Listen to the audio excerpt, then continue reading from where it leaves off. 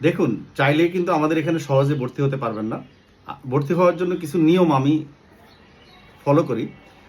নিয়মগুলো হচ্ছে, আমরা কেন হোয়াটসঅ্যাপে মেসেজ দিতে বলি আগে। দেখুন, আমরা প্রথমে টেস্ট করি যে আপনার স্মার্টফোন আছে কিনা। এটা হলো প্রথম টেস্ট। এবং স্মার্টফোন থাকলে হবে না, আপনার নেট কানেকশান আছে কিনা, কারণ আমাদের কাজগুলো কিন্তু নেট কানেকশান লাগবে সেজন্য।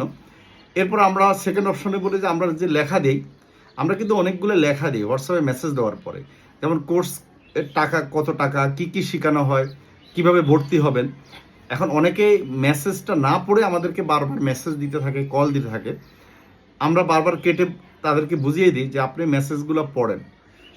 এখন এই মেসেজ পড়ার আপনার সময় নেই, তার মানে কি আপনি ফ্রিল্যান্সিং করতে পারবেন না। অথবা আপনি মেসেজ ভালো করে পড়েন নাই, পড়ে বুঝেন নাই। আপনি 50% বুঝতে পারলেই মূলত আমরা বুঝতে পারবো যে হ্যাঁ আপনি পারবেন। কিন্তু আপনি পড়বেনও না, মেসেজ পড়ে কিছু বুঝবেনও না, আপনাকে ফোন দিয়ে আমাদের বুঝিয়ে দিতে হবে। তাহলে আপনি ফ্রিল্যান্সিং শিখতে পারবেন না, আমাদের এখানে ভর্তি হতে পারবেন না। এর কারণ কি? দেখুন, আমরা যে কাজগুলো শিখাই এগুলো কিন্তু লেখাপড়ার কাজ।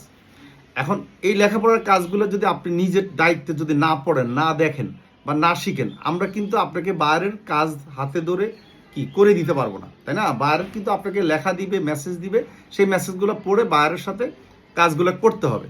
সেজন্য আমি প্রথমে ভর্তির আগে এই টেস্টটা নিই। প্রতিদিন মনে হয় আমি কমপক্ষে 30 বা 40 মানে 50-র উপরে মানুষকে কিন্তু আমি ভর্তি থেকে বিরত রাখি এবং বলি যে আপনি 1 মাস ভিডিও দেখেন। এর কারণ হচ্ছে এটা। আরেকটা জিনিস বলি, অনেকের কথা হলো যে আমরা ইনকাম করতে পারবো তো, বা কাজ কোথায় পাবো। দেখুন, লেখাপড়া সবাই শিখে, তাই না? তো লেখাপড়া শেখার পরে সবাই কি ভালো জব করতে পারে? সবাই কি ডাক্তার হতে পারে? লেখাপড়া শেখার পরে তো অনেকে ব্যবসা করছে, তাই না? অনেকে খারাপ লেখাপড়া করেও বা কলেজে ভালো হয়তো রেজাল্ট করে নাই তেমন, কিন্তু বিসিএস পাস করছে, এখন সে ভালো জব করে সরকারি। আবার অনেকে কলেজে খুব ভালো রেজাল্ট করেছে, ভার্সিটিতে ভালো রেজাল্ট করেছে, কিন্তু সে হয়তো দেখা যাচ্ছে কি ব্যবসা করতেছে, হয়তো দেশের বাহিরে আছে। তো এরকম কিন্তু এখানেও সেম, আপনার সবাই যে সাকসেস হবে সেটা কিন্তু কোনো নিশ্চয়তা নেই।